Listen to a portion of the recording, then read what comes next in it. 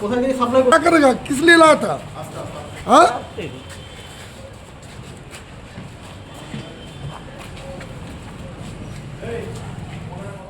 দুই রাউন্ড তাজা কার্তুজের সাথে এক অত্যাধুনিক আগ্নেয়াস্ত্র ও একটি বিদেশি ধারালো অস্ত্রসহ দুই ব্যক্তিকে গ্রেপ্তার করল পুলিশ।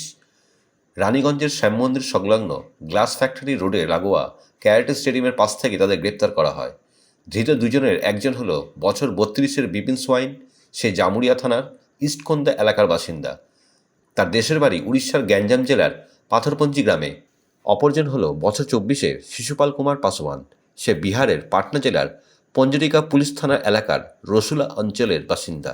বৃহস্পতিবার রাতে একেবারে ফিল্মি কায়দায় ধৃতদের রানীগঞ্জ থানার পুলিশের পিসি পার্টি দল বিশেষভাবে নজরদারি চালিয়ে অতর্কিতে হানা দিয়ে গ্রেপ্তার করে।